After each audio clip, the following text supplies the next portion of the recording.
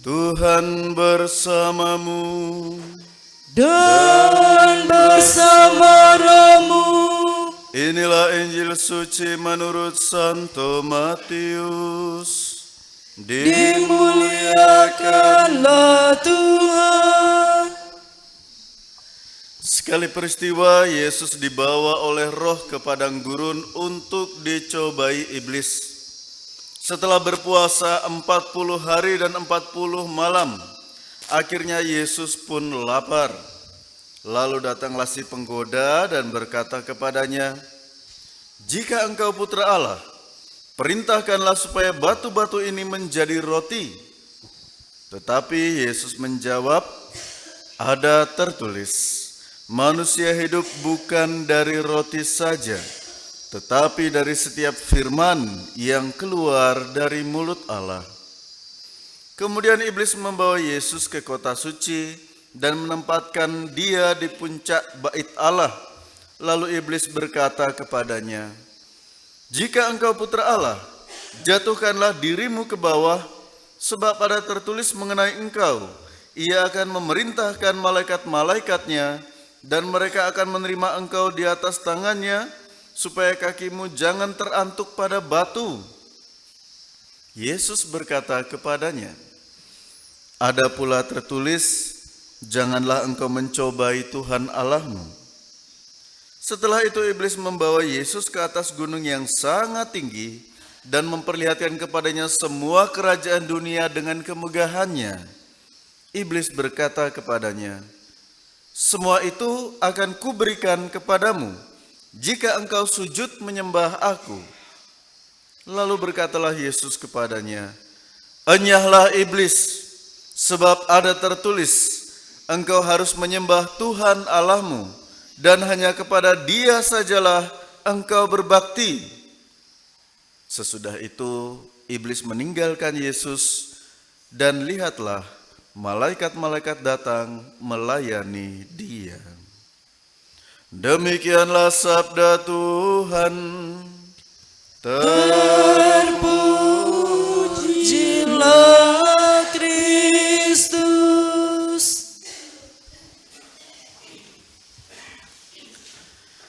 Bapak, Ibu, saudara-saudari, anak-anak yang dikasihi Tuhan, jika kita melihat di kitab suci, Injil Matius khususnya, bacaan suci yang kita dengar barusan merupakan awal persiapan sebelum Yesus melaksanakan karya misinya. Setelah dibaptis oleh Yohanes Pembaptis, ia kemudian menepi di padang gurun dan iblis mulai mencobainya.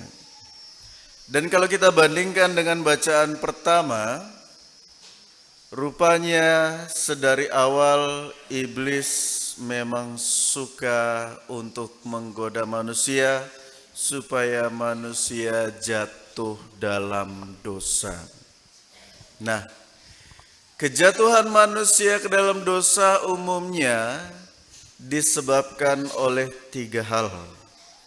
Yang pertama, oleh rasa penasaran. Yang kedua, oleh rasa penderitaan. Dan yang ketiga, justru oleh rasa keberlimpahan. Apa maksudnya? Melalui rasa penasaran, manusia ingin coba. Ya, kalau penasaran, semakin semakin ingin mencoba, semakin dilarang justru semakin nekat. Ya, ini banyak contohnya dalam kehidupan kita sehari-hari. Anak sekolah mungkin dilarang untuk menyontek, tetapi penasaran temannya punya jawaban apa, sehingga dia berjuang untuk mendapatkan jawaban. Untuk pasangan yang sudah menikah, mungkin merasa penasaran bagaimana rasanya jika tidak setia dengan pasangan. Bagi anak muda yang pergaulannya ada yang pakai koba-koba, penasaran bagaimana sih rasanya kalau pakai barang itu. Melalui rasa penasaran yang tidak dibendung membuat manusia jatuh dalam dosa. Demikianlah Adam dan Hawa ketika iblis mencobainya dan mereka merasa penasaran, apa betul yang dikatakan oleh sang iblis? Apakah ia buah yang dilarang Allah itu sebenarnya baik? Karena rasa penasaran yang tidak dibendung akhirnya membuat mereka jatuh dalam dosa. Kemudian yang kedua, manusia juga bisa jatuh dalam dosa terutama ketika merasa penuh penderitaan.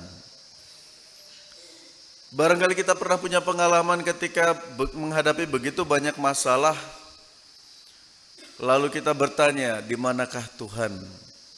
Pada saat itulah kita dihadapkan pada pilihan untuk tetap bertahan setia dalam iman atau meninggalkan. Terlebih ketika ada orang lain yang datang membawa iming-iming, ayo ikut agama saya, nanti kami akan berikan santunan. Apakah kita mampu untuk setia mempertahankan iman, ataukah kita menjual iman kita demi sebuah kesejahteraan? Dan dalam sebuah sesi perjumpaan mendampingi pasangan muda, saya kemudian dihadapkan pada sebuah peristiwa menarik ketika pasangan muda datang menghampiri, lalu kemudian sang perempuan berkeluh kesah terhadap pasangannya. Romo, pasangan saya sudah tidak mampu menghidupi saya. Usahanya bangkrut, dia tidak punya pemasukan, lalu saya mau hidup bagaimana? Lebih baik kami pisah saja. Pada pengalaman yang lain, datang pasangan yang mengeluhkan pasangannya, Romo, suami saya sudah tidak setia karena ia jarang di rumah dan menghabiskan waktu lebih banyak di bar bersama wanita lain. Maka di sini kemudian saya menyimpulkan tantangan terbesar bagi pasangan-pasangan suami istri adalah yang pertama, laki-laki diuji ketika dia banyak uangnya. Perempuan diuji ketika suami tidak punya apa-apa. Laki-laki diuji ketika banyak uangnya.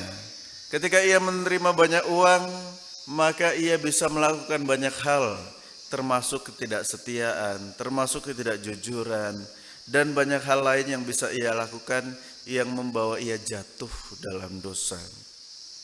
Perempuan juga bisa tergoda ketika laki-laki tidak punya uang. Apakah ia mau tetap bertahan dalam penderitaan, kekurangan, dan memilih pasangan lain atau berjuang bersama? Ini tantangan nyata dalam keluarga yang dialami oleh umat-umat yang ada di luar sana. Lantas bagaimana dengan kehidupan kita di rumah tangga? Tantangan apa yang paling besar yang dihadapi oleh Bapak Ibu sekalian? Tentu Bapak Ibu yang paling tahu. Ketika dulu sedang pacaran, barangkali yang laki sangat romantis, selalu melayani, menjaga dari kejaran anjing mungkin, atau bahkan jangan sampai terantuk, jatuh karena pakai hak tinggi. Masih masa pacaran, masih masa promosi. Jadi ketika sudah menikah, garansi promosi sudah habis, maka tampillah yang senyata-nyatanya. ketika terlambat masak nasi, masak sayur sedikit asin, terlambat untuk membuatkan kopi atau teh, bukan hanya mulut tapi juga tangan mulai terangkat. Kemudian bertanyalah dalam hati, kenapa pasangan saya kini seperti ini? Atau ketika berpacaran juga, sang laki-laki mendengar begitu banyak kata-kata halus dari sang perempuan. Tutur katanya santun, selalu memuji, selalu menyapa dengan rendah hati. Setelah menikah, tak lagi ada sapaan kasih. Pagi-pagi sudah mendengar cacian makian supaya segera bangun dan pergi bekerja. Kalau terlambat bekerja dimarahi, pulang terlambat dimarahi, tidak keluar rumah dimarahi, tidak pulang ke rumah dimarahi. Setiap hari mendengar omelan. Kemudian hati bertanya, mengapa istriku sekarang cerewet sekali? Dan berbagai penderitaan yang kita alami dalam rumah tangga. Semua itu kita rasakan terutama ketika kita merasa menderita atau justru merasa berkelimpahan. Karena ketika kita menderita, kita ditantang untuk tetap setia atau kita berpaling saja. Demikian juga ketika kita memiliki banyak segalanya, apakah kita mampu untuk setia atau mencari yang lain? Maka hidup bersahaja adalah sebuah kunci. Saya rasa kita semua di tempat ini banyak yang berjuang untuk hidupnya merasa bersahaja. Bersahaja itu artinya kalaupun kekurangan tetap bisa bersyukur. Kalaupun berkelebihan, ia menyadari bahwa itu hanya titipan Tuhan untuk membantu lebih banyak orang. Itu kunci orang yang merasa hidupnya bersahaja. Tidak ada kesombongan. Maka hati-hatilah kalau kita sudah mulai sombong. Tetangga lihat, saya dapat uang segepok. Tidak mau kasih juga, hanya mau pamer saja. Disinilah kita diuji. Apakah kita mampu untuk tetap rendah hati? Janganlah sombong. Kenapa? Jangankan manusia, Yesus saja, Sang Putra Allah, digodai oleh iblis. Bahkan ditawarkan berbagai kenikmatan dunia. Dan ini bedanya antara Adam lama dan Adam baru. Adam lama dalam bacaan pertama ia diam meskipun istrinya sedang dicobai oleh iblis. Ia memilih diam bukan karena tidak memiliki kuasa, tetapi juga sebenarnya punya keinginan yang sama, tetapi takut atau malu untuk berbuat. Sehingga ketika Hawa digoda iblis memakan buah terlarang, dan ia diberikan buah itu, ia punya alasan. Oh, nanti kalau seumpamanya Allah marah, tinggal salahkan saja Hawa. Sedangkan Yesus Adam baru memberikan contoh kepada kita semua di hadapan cobaan iblis. Kita tidak boleh diam. Karena ketika kita diam, kita sama saja membiarkan dosa itu masuk dalam diri kita. Kita membiarkan dosa itu berkuasa atas keluarga kita. Kita harus berbicara. Berbicara bukan hanya berarti hanya lewat kata-kata, tetapi juga melalui aksi tindakan nyata untuk menolak segala godaan yang membuat kita merasa diri lebih hebat dari yang lain. Kita merasa bahwa keluarga kita tidak perlu dipertahankan. Kita merasa bahwa kita tidak dapat diselamatkan atau tidak mendapat kasih Tuhan. Pada saat itulah kita harus beraksi dan bersaksi bahwa apapun yang kita alami, baik penderitaan maupun berkat yang berlimpah-limpah, semua itu Tuhan izinkan untuk membangun karakter pribadi kita menjadi lebih tangguh, lebih setia. Barang siapa yang setia dalam perkara yang kecil, akan Tuhan percayakan perkara yang besar, dan janji kebahagiaan kekal ada di hadapan. Semoga kita semua keluarga kita masing-masing senantiasa dijaga dari aneka rayuan godaan iblis, supaya kita tetap setia bertahan dalam setiap perjalanan hidup kita, baik menderita maupun sukacita, agar kita semua dapat dipersatukan bersama para kudus di surga. Dimuliakanlah Tuhan kini dan sepanjang masa. Amin.